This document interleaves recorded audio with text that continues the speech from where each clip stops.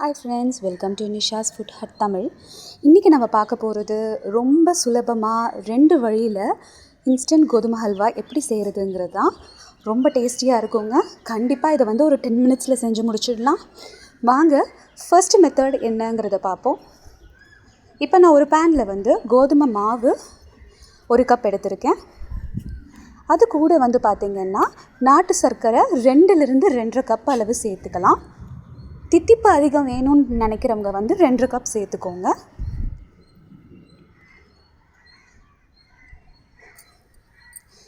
இப்போது ஒரு பிஞ்சு சால்ட்டு ஸ்வீட்னஸை தூக்கி காமிக்கிறதுக்காக இப்போ நம்ம இந்த மாவு, நாட்டு சர்க்கரை, சால்ட் எல்லாத்தையுமே நல்லா மிக்ஸ் பண்ணி எடுத்துக்கலாம். இந்த மெத்தட் பார்த்திங்கன்னா நம்மளோட எக்ஸாக்ட் கோதுமை ஹல்வாவோட டெக்ஸ்சர் கிடைக்கும். கண்டிப்பாக ஃபஸ்ட்டு 1 கப்பு தண்ணி விட்டு இதை கட்டி இல்லாமல் நல்லா கலந்து எடுத்துக்கலாம். இந்த மாதிரி ஹல்வா செய்கிறது பார்த்திங்கன்னா நம்மளுக்கு ஒரு அர்ஜென்ட் டைம், இல்லை கெஸ்ட்டு வராங்க, இல்லை நம்மளுக்கே ஸ்வீட் சாப்பிட்ணும் அப்படின்னு தோணும்போது இந்த மாதிரி நம்ம செய்துக்கலாம். இப்போ பாருங்கள், ஃபஸ்ட்டு 1 கப் தண்ணி ஆட் பண்ணேன். இப்போ அதை நல்லா கலந்து விட்டுட்டு 4 கப்பு தண்ணி, மொத்தமாக 5 கப்பு தண்ணி சேர்த்துருக்கேன்.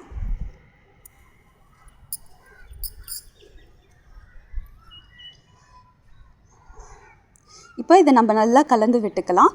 நான் ரீஃபைன் ப்ரௌன் சுகர் சேர்த்துருக்கிறதுனால நான் இதை வடிகட்ட போகிறதில்ல. இதை நல்லா கலந்து விட்டுட்டு இது ஒரு புறம் வச்சுக்கலாம். நம்மளோட அல்வா மிக்சர் ரெடி ஆயாச்சு. ப்ரொபோர்ஷன் 1 கப் கோதுமை மாவுக்கு 2லேருந்து 2 கப் நாட்டு சர்க்கரை, 5 கப்பு தண்ணி. இப்போ ஒரு கடாயில் நான் 3 ஸ்பூன் நெய் சேர்த்துக்க போகிறேன். மொத்தமாக நான் 1/2 கப் தான் நெய் எடுத்திருக்கேன். இதுக்கு 3 ஸ்பூன் நெய் ஃபர்ஸ்ட் பேட்சாக நம்ம சேர்த்துக்கலாம். நெய் நல்லா உருகினதுக்கப்புறமா நம்ம இதில் வறுக்கிறதுக்காக நம்ம முந்திரியை சேர்த்துப்போம். முந்திரி எப்பவும் போல் நல்லா ஒரு பொன்னிறமாக வர்ற வரைக்கும் வறுத்துக்கலாம்.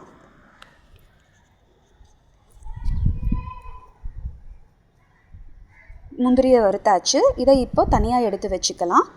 இப்போ அடுத்து நம்ம கரைச்சி வச்சுருக்க அந்த அல்வா மிக்சரை அடியிலிருந்து நல்லா கலந்து விட்டு சேர்த்துக்கோங்க. ஏன்னா அடியில் கோதுமை மாவு தங்கியிருக்கும். அதை இந்த மாதிரி அந்த மிச்சம் இருக்கிற நெய்யில் சேர்த்துட்டு நல்லா கலந்து விட்டுக்கோங்க. ஒரு 2லிருந்து 3 நிமிஷத்தில் பார்த்திங்கன்னா ஹல்வா நல்லா திக்காக ஆரம்பிக்கும். மீடியம் ஃப்ளேமில் வச்சுக்கோங்க, அடிப்பிடிக்க விடாதீங்க.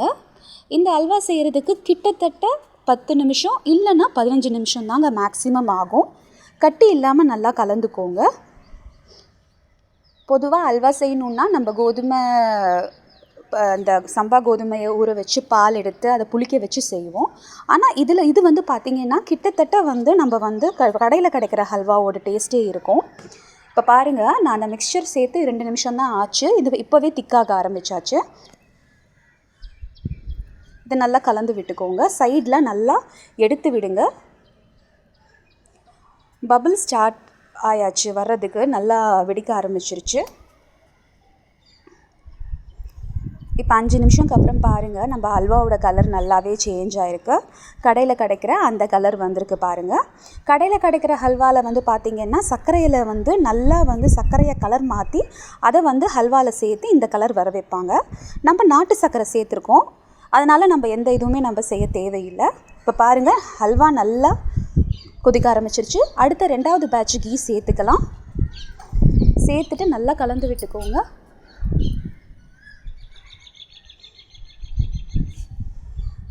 நம்ம நெய் சேர்க்க சேர்க்க பார்த்திங்கன்னா நல்லா அந்த ஹல்வா நெய்யை இழுக்கும். இப்போ பாருங்கள், நல்லா பபிள்ஸ் எல்லாம் பெருசாக வர ஆரம்பித்தாச்சு. ஹல்வாவோட கன்சிஸ்டன்சி வர ஆரம்பித்தாச்சு. நல்லா கலந்து விட்டுட்டே இருங்க. இப்போ பாருங்கள், எல்லா நெய்யும் நல்லா இழுத்துக்காச்சு.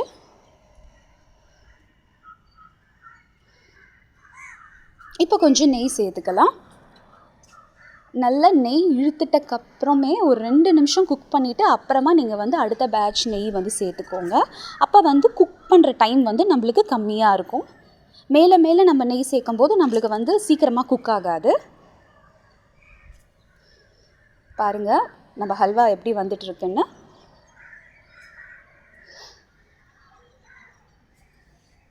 நல்லா சைட்லேருந்து எடுத்து விட்டுக்கோங்க.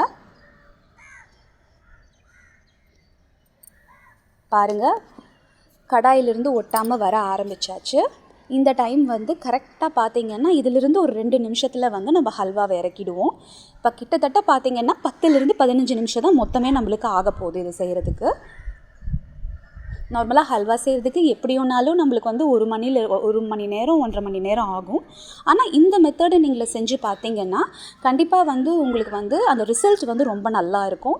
இல்லை சர்க்கரை சேர்க்குறதுக்கு தான் விருப்பம் இருக்குது அப்படின்னு சொல்கிறவங்க வந்து சர்க்கரையை வந்து நல்லா கேரமலைஸ் பண்ணி சேர்த்துக்கோங்க. இப்போ நான் 2.5 கப்பு ப்ரௌன் சுகர் எடுத்ததுக்கு நீங்கள் 2 கப்பு சர்க்கரை எடுத்துகிட்டு 1/4 கப்பு வந்து கேரமலைஸ் பண்ணி நீங்கள் கலருக்கு வந்து ஹல்வாவில் சேர்த்துக்கலாம். இப்போ நான் வறுத்து வச்சுருக்கிற முந்திரி பருப்பை வந்து ஹல்வாவில் சேர்த்துக்கிட்டேன். நம்ம ஹல்வா எல்லாமே வந்து பார்த்திங்கன்னா சூப்பராக ரெடி ஆயாச்சு. பாருங்கள் கடையில் கிடைக்கிற மாதிரியே சூப்பரான இன்ஸ்டண்ட்டான ஈஸியான கோதுமை ஹல்வா ரெடி. இப்போ பாருங்கள் நல்ல பேனில் சுற்றி வருது. இந்த மாதிரி சுற்றி வர ஆரம்பிக்கும் போது நம்ம கரெக்டாக ஃப்ளேமை வந்து ஸ்விட்ச் ஆஃப் பண்ணிவிட்டு ஒரு பாத்திரத்தில் வந்து மாற்றிக்கலாம். அவ்வளோதாங்க நம்மளோட இன்ஸ்டண்ட்டான ஈஸியான 10லிருந்து 15 நிமிஷத்துக்குள்ளேயே செய்ய வேண்டிய ஹல்வா ரெடி. கண்டிப்பாக இது வீட்டில் செய்து பாருங்கள். இதோட டெக்ஸ்சர் பாருங்கள். இப்போ நான் உங்களுக்கு காமிக்கிறேன். நம்ம கடையில் கிடைக்கும்போது எப்படி அதை எடுத்தால் விழுமோ அந்த மாதிரி தான் அந்த டெக்ஸ்சர் இருக்கும். பாருங்கள் இது யாருமே வந்து நம்ம கோதுமை மாவு நாட்டு சர்க்கரை சேர்த்து செஞ்சுருக்கோன்னு சொன்னால் யாருமே நம்ப மாட்டாங்க.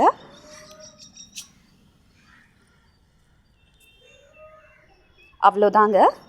அடுத்து நம்ம பார்க்க போகிற கோதுமை ஹல்வா வந்து இன்னொரு மெத்தட் வந்து பார்த்திங்கன்னா இதை விட ஈஸியானது. அதுக்கு வந்து பார்த்திங்கன்னா நான் ஒரு பவுலில் 3 கப் அளவு தண்ணி சேர்த்துருக்கேன். இது ரொம்ப ரொம்ப ஈஸியான மெத்தடுங்க. குழந்தைங்க கூட சமைக்க ஆரம்பிக்கிறவங்க கூட சேர்த்து செஞ்சிடலாம். நாட்டு சர்க்கரை 1 கப் சேர்த்துக்கிறேன் 3 கப் தண்ணிக்கு. ஏலக்காய் தூள் ஒரு 1/2 ஸ்பூன் சேர்த்துக்கிறேன். நல்லா அது கொதிக்கட்டும். இந்த மாதிரி இந்த தண்ணி கொதிக்க ஆரம்பிச்சிட்டக்கப்புறம் ஒரு கலந்து விட்டுட்டு நம்ம வந்து ஃப்ளேமை ஸ்விட்ச் ஆஃப் பண்ணிடலாம். இப்போ நான் வந்து வடிகட்டியில் வந்து இந்த தண்ணியை நான் வடிகட்டி எடுத்துக்கிறேன். நம்மளோட அந்த ஏலக்காய் தோலாக இருக்கட்டும், நாட்டு சர்க்கரையில் இருக்கிற அந்த ஒரு குருணை ஏதாவது கல் மாதிரி இருந்தாலும் போயிடும். இப்போ நான் வந்து இதில் வந்து 3/4 கப்பு கீ வந்து ஒரு பேனில் நான் சேர்த்துக்கிறேன். நல்லா மெல்ட் ஆகிட்டக்கப்புறமே வந்து முந்திரி பருப்பை ஃபஸ்ட்டு வந்து பொன்னிறமாக வறுத்து எடுத்துக்கலாம். முந்திரி பருப்போட கலர் மாறுற வரைக்கும் நல்லா இந்த மாதிரி நல்லா ஃப்ரை பண்ணிக்கோங்க. இந்த ஹல்வாக்கு வந்து நம்ம பார்த்திங்கன்னா நெய் வந்து கொஞ்சம் எக்ஸ்ட்ரா சேர்க்குற மாதிரி தாங்க இருக்கும். ஏன்னா நம்ம இந்த ஹல்வா வந்து ரொம்ப ரொம்ப ஈஸியாக 5 நிமிஷத்தில் செஞ்சு முடிச்சிடலாம். இப்போ பார்த்திங்கன்னா கோதுமை மாவு 1 கப் அந்த வறுத்த நெய்யிலேயே நான் வந்து சேர்த்து அதோட கலர் வந்து சேஞ்ச் ஆகிற வரைக்கும் நான் வறுக்க போகிறேன். அந்த ரா ஸ்மெல் மாவில் இருக்கிற ரா ஸ்மெல் வந்து அப்போ தான் போகும். பாருங்கள் ஒரு 5 நிமிஷம் இந்த மாதிரி நல்லா கலந்து விட்டால் தான் நம்மளுக்கு வந்து அந்த கலர் கிடைக்கும். சரியாக 10 நிமிஷத்துக்கு அப்புறம் நம்ம எடுத்து வச்சுருந்த அந்த ப்ரௌன் சுகர் சிரப்பை வந்து சேர்த்துக்கலாம். மெல்ல சேர்த்துக்கோங்க. ஏன்னா நம்ம வந்து கோதுமை மாவை வந்து வறுத்து நம்ம நல்லா எடுத்துருக்கிறதுனால கட்டிப்படாது. சூடாக இருக்கிறதுனால நம்ம மேலே தெறிக்கிறதுக்கு வாய்ப்பு இருக்கிறதுனால கொஞ்சம் கொஞ்சமாக மெதுவாக சேர்த்துக்கோங்க. கண்டிப்பாக மாவு கெட்டியாகாது.